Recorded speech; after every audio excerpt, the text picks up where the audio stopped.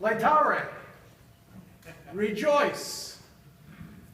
Rejoice. In the middle of Lent, this time of purification, this time of repentance, we take time, we wear a rose. I don't care, you can call it pink if you want. But we rejoice. We rejoice. And why do we rejoice? As the readings all indicate to us so beautifully, especially that wonderful story in the gospel, our God is always ready to forgive. He wants us to have a new beginning, no matter what we have done in the past. He is the Father in the gospel account. And there is not a parent here, there's not a grandparent here who hasn't felt some measure of what that gospel is about. And so we rejoice. We rejoice as we think about what this means to us, that our God is willing to forgive us anything. Notice that when the Son comes back, he's got a speech prepared. The Father doesn't even give him a chance to finish his speech. He just overwhelms him and embraces him in his love. We've heard this story so often. Most of us could probably, especially if we're above a certain age, could probably have said it without even reading it.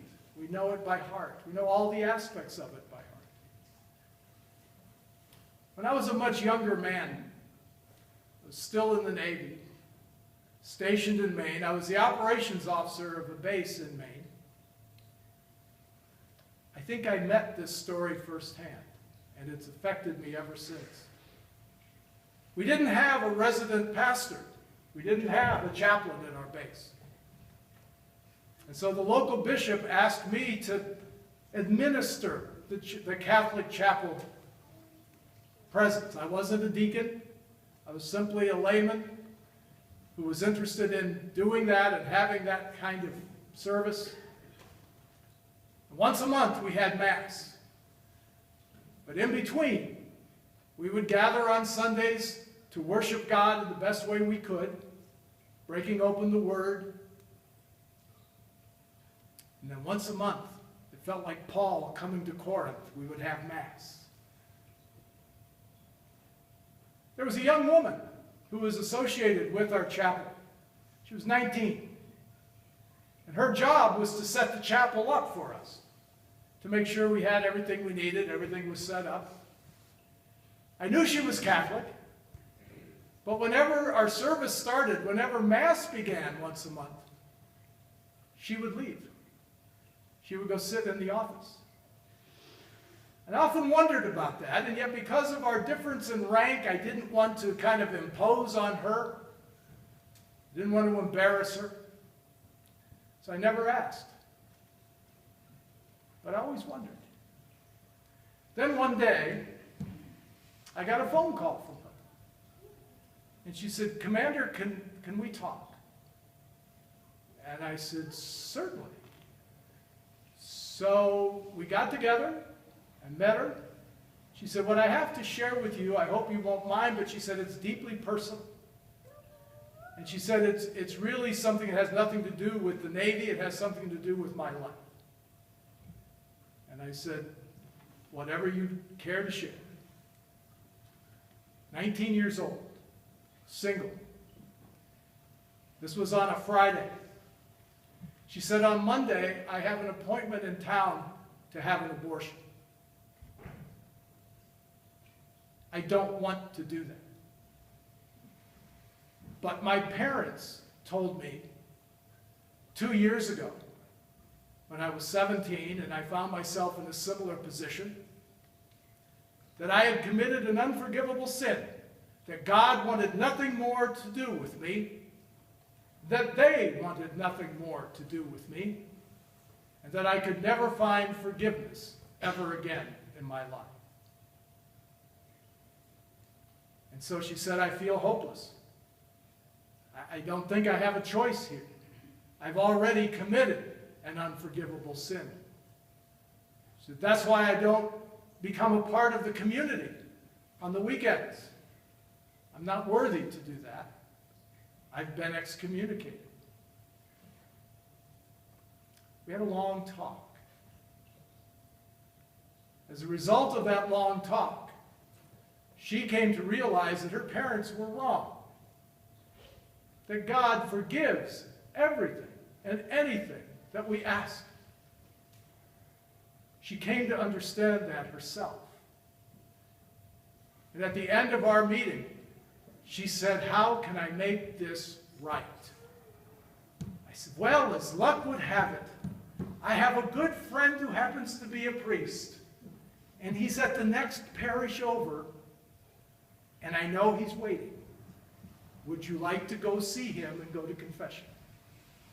"Oh, Commander, I would love that." I said, "I'll drive you."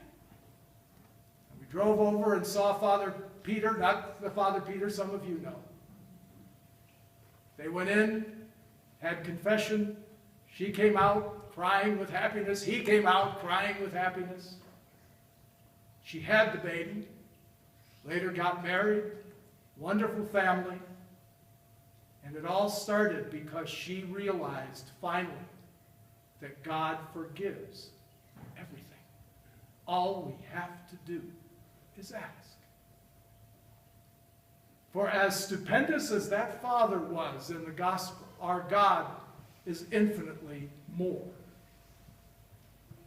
So as we look at the year of mercy, and as we look at our families, we ask ourselves about this spiritual work of mercy, of forgiving all injuries. Do we? Can we? How can we communicate within our families that our God forgives anything? That if we ask for forgiveness, it is there. How well do we forgive the wrongs that have been done against us? How well are we forgiven for the wrongs that we do in our families? Do we acknowledge when we've done wrong? And do we ask for forgiveness from each other? That's what St. Paul's telling us in the second reading.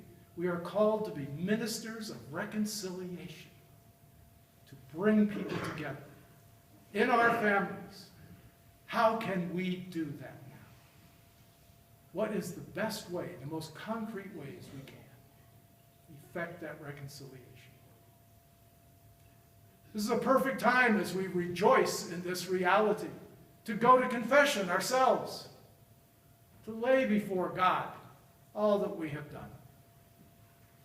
And before we can even get the words out asking for forgiveness, our God will embrace us and say, "Welcome, welcome home.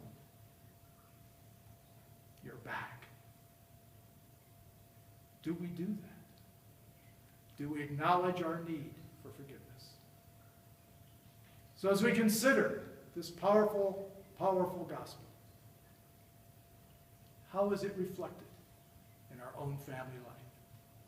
And do we indeed forgive all injuries?